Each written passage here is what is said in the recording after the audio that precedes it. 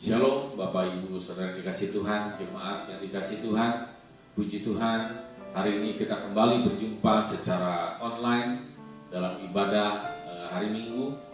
Dan kita percaya lewat pujian, penyembahan yang sudah kita naikkan jadi berkat dalam kehidupan kita, bahwa benar bahwa kekuatan kita hanya kita dapatkan sumbernya hanya dari Tuhan Yesus saja, dari Allah kita yang hidup. Amin. Masih berkaitan dengan lagu tadi. Tema pada firman Tuhan pada hari ini adalah kekuatan dari Tuhan. Mari kita buka firman Tuhan kita dalam Filipi 4 ayat 13, yang pasti saudara sudah sangat mengenal ayat ini dengan baik. Filipi 4 ayat 13, segala perkara dapat kutanggung di dalam Dia yang memberi kekuatan kepadaku. Puji Tuhan. Ada sebuah fenomena yang menarik yang terjadi akhir-akhir ini. Ketika saya berbelanja keluar karena ada keperluan di rumah yang sudah habis, saya mencoba mencari vitamin. Karena saya dengar pada saat-saat seperti ini kita harus menjaga supaya daya tahan tubuh kita itu bagus, punya imun yang kuat. Tapi saya sangat terkejut ketika saya tanya ke supermarket, ke toko obat, ke apotik, ternyata obat-obat suplemen yang saya inginkan itu semuanya kosong. Tidak ada lagi di pasaran. Kalaupun ada secara online, harganya sudah berlipat kali ganda. Sebuah fenomena yang begitu mengejutkan bagi saya, bahwa ternyata setiap orang sangat membutuhkan kekuatan pada hari-hari ini. Mereka berusaha dengan segala cara, dengan olahraga yang baik, dengan makanan yang sehat, dengan suplemen-suplemen yang mereka konsumsi, dengan vitamin, dengan obat, dengan segala hal yang bisa membuat mereka yakin bahwa mereka mempunyai tubuh yang kuat, jiwa yang kuat, sehat, imun yang kuat, sehingga tidak mudah sakit dan tidak mudah terserang oleh virus apapun. Tapi apakah itu bisa menjamin semuanya? Kita dengar berita-berita yang terjadi pada hari-hari ini, bagaimana seorang atlet terkenal yang menjaga pasti kondisinya selalu fit. Dia tahu bagaimana dia bisa mengolah tubuhnya, tapi juga bisa sakit. Bahkan seorang pejabat tinggi, perdana menteri, seorang pangeran bisa juga terkena sakit ini. Kurang apa mereka dalam menjaga pola hidup mereka? Mereka punya segalanya, mereka mampu membeli apapun. Bahkan bukan hanya itu, tenaga medis pun yang sangat mengerti akan kesehatan ternyata bisa juga terkena sakit ini. Ini membuktikan bahwa tidak bisa menjamin bagaimana kita bisa mendapatkan kekuatan yang sejati yang bisa menangkal semua hal yang membahayakan dalam kehidupan kita. Kita bisa selalu dalam kondisi top perform. Tidak ada yang bisa menjamin. Tapi bukan berarti saya tidak menganjurkan kita hidup sehat, kita berolahraga, kita melakukan hal yang positif dalam kehidupan ini, dalam menjaga tubuh kita. Hal itu tentu saja sangat baik, sangat bagus. Tentu saja itu sangat berguna bagi kita. Tapi kembali pertanyaannya, apakah itu menjamin semua itu? Benar-benar kita dapat dari sumbernya langsung. Memang firman Tuhan berkata bahwa tubuh kita adalah bait Allah. Oleh karena itu kita harus menjaganya dengan makan yang baik, dengan pola hidup yang baik, dengan meminum suplemen. Itu bagian daripada menjaga bait tubuh kita sebagai bait Allah. Tapi esensi dari bait Allah bukan soal megahnya gedung itu. Esensi dari sebuah bait Allah bukanlah bangku yang sedemikian empuk, sound system yang sedemikian bagus. Esensi dari bait Allah bukan sekedar dari segala hal yang mewah dan bagus yang bisa kita buat dalam bait Allah tersebut, dalam rumah Tuhan tersebut. Tapi esensi dari bait Allah adalah kehadiran daripada Tuhan itu sendiri, daripada Allah itu sendiri. Demikian juga dengan kekuatan itu. Segala usaha kita, baik dalam berolahraga, makan yang sehat, menjalankan pola hidup sehat, minum vitamin, Itu bagus, tapi tidak bisa menjamin bahwa segala tantangan kehidupan ini, segala permasalahan kehidupan ini bisa dihadapi dengan kekuatan itu. Tapi puji Tuhan, tadi sudah kita baca sebuah janji dari firman Tuhan. Dalam Filipi 4 ayat 13 mengatakan, segala perkara dapat kutanggung di dalam Dia yang memberikan kekuatan kepada. Artinya ketika Yesus Kristus Tuhan kita memberikan kita kekuatan, maka bukan satu perkara, bukan dua perkara atau tiga perkara, bukan satu kesulitan, bukan dua kesulitan, bukan tiga kesulitan, bukan satu masalah, dua masalah, tiga masalah, tapi segala permasalahan, segala persoalan, kesulitan dalam kehidupan ini pasti dapat kita tanggung, sebab Yesus Kristus memberikan kekuatan di dalam kita. Amin. Sudah percaya itu? Nah, menjadi pertanyaan penting bagi kita, bagaimana kita bisa memakai kekuatan yang Tuhan sudah berikan dalam kehidupan kita.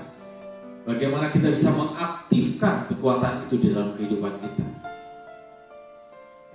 Ada 3 hal penting dan secara singkat saya akan sampaikan pada hari ini, yaitu yang pertama berbicara tentang kekuatan dalam sorak-sorai. Mari kita buka firman Tuhan dalam Mazmur 59 ayat 17 dan 18. Saya akan bacakan. Tetapi aku mau menyanyikan kekuatanmu. Pada waktu pagi aku mau bersorak-sorai karena kasih setiamu. Sebab engkau telah menjadi kota bentengku, tempat pelarianku pada waktu kesesakanku. Ya kekuatanku, bagimu aku mau bermazmur. Sebab Allah adalah kota bentengku, Allahku dengan kasih setianya. Ketika Daud menulis ayat ini, Daud sedang ada dalam intai yang maut. Kalau saudara baca judul perikopnya, di situ menceritakan bagaimana Saul mengutus orang untuk mengawasi rumah Daud. Tujuannya untuk apa? Untuk membunuh Daud. Jadi Daud hari-harinya selalu ada dalam intai yang maut. Tapi ketika pagi hari dia bangun, yang pertama kali dia lakukan adalah dia bersorak-sorai di hadapan Tuhan karena kasih setia Tuhan. Dia boleh melewati 1 hari lagi, 1 malam lagi, Tuhan menjaga melindunginya. Sebab dikatakan pada ayat tersebut, sebab Tuhan adalah kota benteng. Kota benteng adalah lambang pertahanan yang kokoh, di mana kita bisa berlindung di dalam kota tersebut karena ada kota benteng yang menjaga melindungi kita. Dan kubu keselamatanku, Daud bilang, dan Tuhanlah kekuatanku, jadi tempat aku berlari pada waktu aku kesesakan.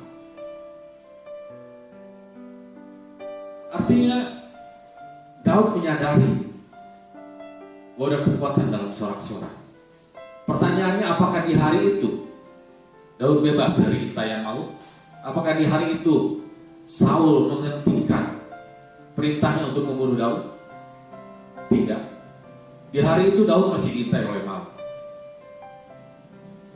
Tapi dia percaya ketika dia bersorak-sorai, dia sedang menyatakan kuasa Tuhan, bahwa Tuhan yang akan menjaga melindungi. Jadi sorak-sorai berbicara tentang siapa Tuhan dan siapa diri kita. Bahwa dalam sorak-sorai kita sedang menyatakan bahwa Allah lah kekuatanku, kubu pertahananku, kota bentengku, keselamatanku. Ketika kita sedang bersorak-sorai, kita sedang menyatakan siapa diri kita, yaitu ingat khotbah minggu lalu bahwa kita adalah umat pemenang, orang-orang yang lebih dari pemenang. Dan itu harus diekspresikan dengan kita bersorak-sorai. Adalah kekuatan di dalam sorak-sorai tersebut. Amin. Seseorang yang merayakan sebuah kemenangan sebagai bukti dia seorang pemenang, pasti dia akan bersorak-sorai. Tidak ada satupun pemain bola ketika dia berhasil memasukkan gol ke lawan, lalu dia tanpa ekspresi. Jika itu terjadi, pasti ada sesuatu cerita di belakangnya. Tapi yang umumnya terjadi ketika seorang berhasil membuat gol ke lawan, dia akan bersorak-sorai dan ada ekspresi, ada selebrasi yang dia lakukan. Demikian juga kita terus nyatakan bahwa kita umat pemenang, dan kita nyatakan dengan kita bersorak-sorai. Amin. Jadikan itu gaya hidup orang-orang percaya jemaat GSPDI Philadelphia Immanuel Cimahi. Haleluya. Hal yang kedua, mari kita buka firman Tuhan dalam Yesaya 40 ayat yang ke-31. Yesaya 40 ayat yang ke-31. Tetapi orang-orang yang menanti-nantikan Tuhan mendapat kekuatan baru. Mereka seumpama raja wali yang naik terbang dengan kekuatan sayapnya. Mereka berlari dan tidak menjadi lesu. Mereka berjalan dan tidak menjadi lelah. Hal yang kedua yang saya ingin sampaikan, bahwa ada kekuatan yang baru. Ada sebuah kekuatan yang baru yang Tuhan selalu berikan dalam kehidupan kita. Dan kekuatan baru tersebut Tuhan akan berikan bagi orang yang menanti-nantikan Dia. Ayat ini ditulis oleh Yesaya sebagai nubuat yang diterima dari Tuhan bagi bangsa Israel yang saat itu sedang dalam keadaan terjajah oleh bangsa Babel, sedang tertindas oleh bangsa Babel, bahwa ada masanya Tuhan akan memulihkan kembali keadaan mereka.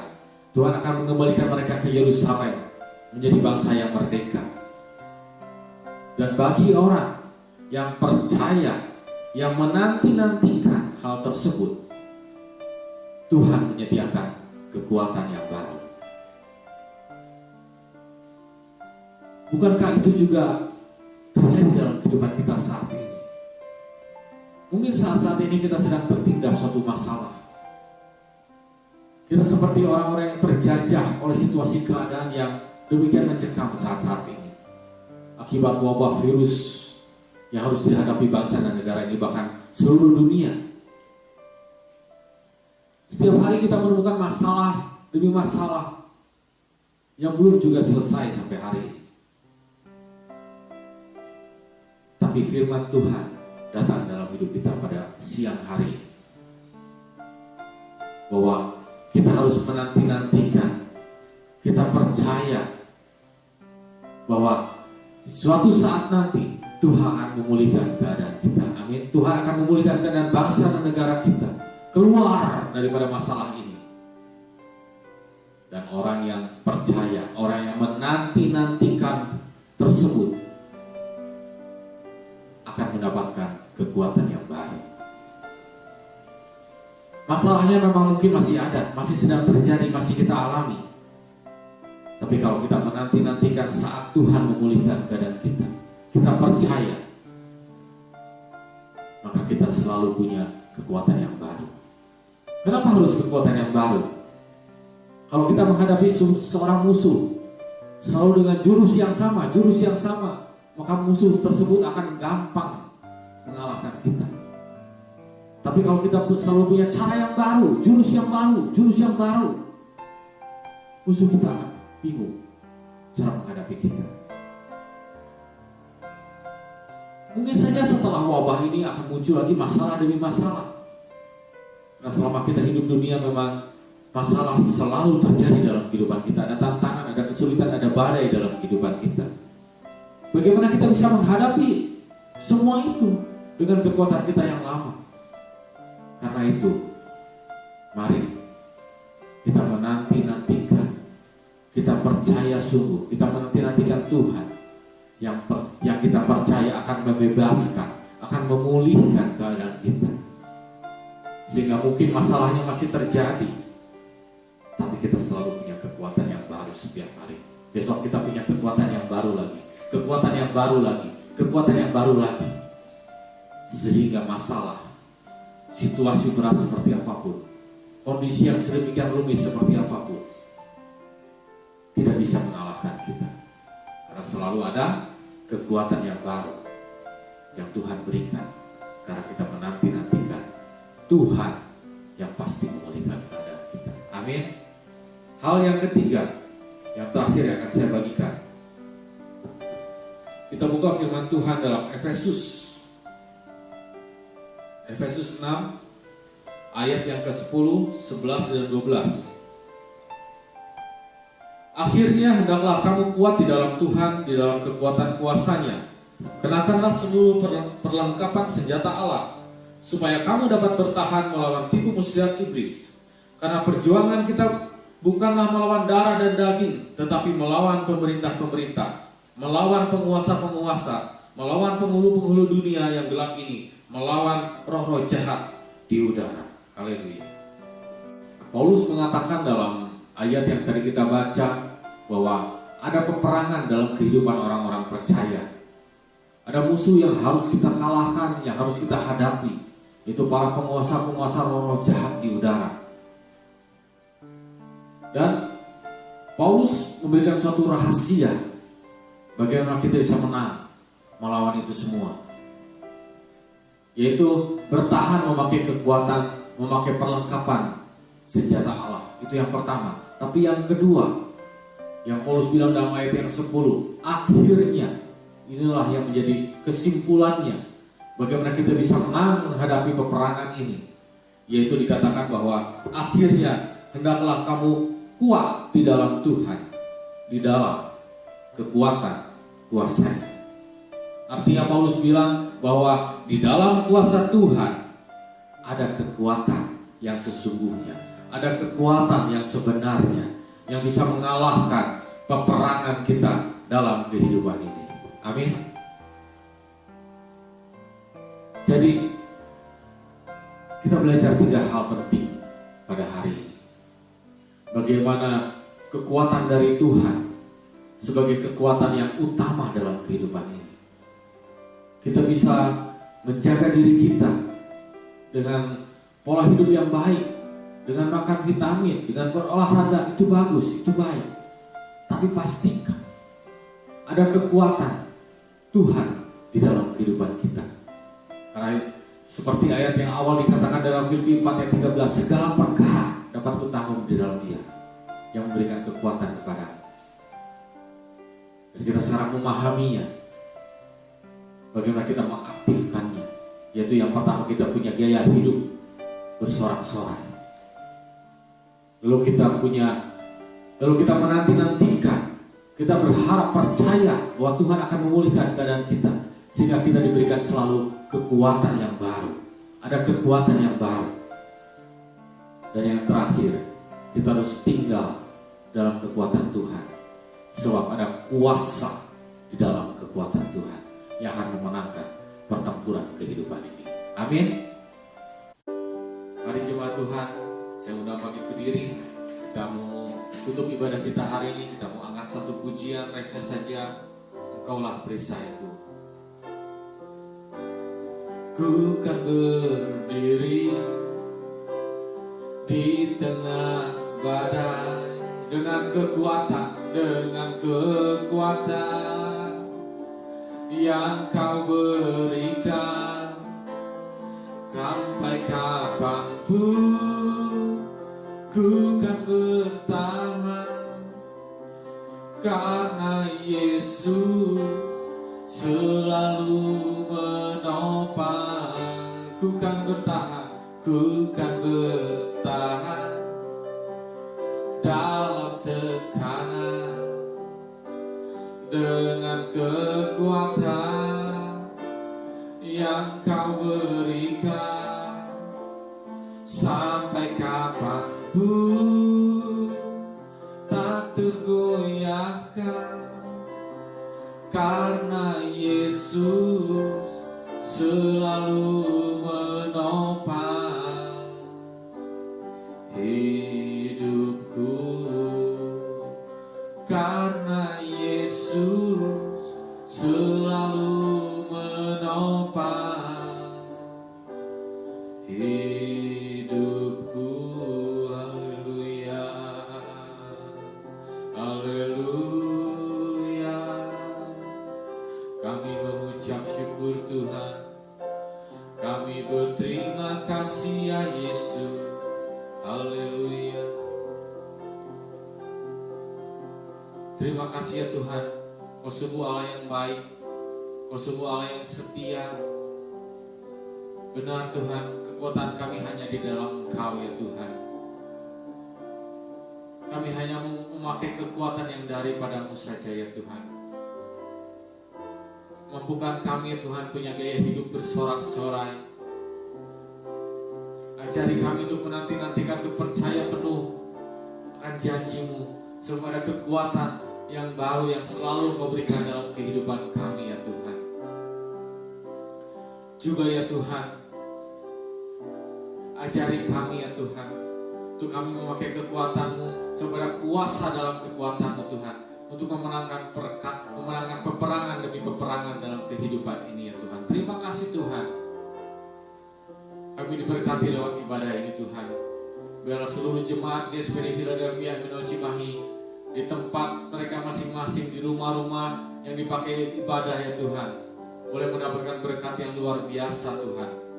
Kami semua sadar Tuhan, kami hanya menyadarkan diri kami pada kekuatan-Mu saja Tuhan. Terima kasih Tuhan. Kami menyerahkan Tuhan untuk kehidupan kami di hari-hari yang besok Tuhan, dalam seminggu ke depan, ke dalam tangan-Mu Tuhan. Dan hamba-Mu melepaskan berkat bagi seluruh jemaat GSPD Philadelphia Emmanuel Cimahi. Mari jemaat Tuhan yang percaya, yang mau terima berkat Tuhan, angkat kedua tangan-Mu dan terima berkat daripada Tuhan. Diberkatilah usaha-Mu, diberkatilah pekerjaan-Mu, diberkatilah segala hal yang Kau kerjakan dan Kau lakukan dalam kehidupan-Mu.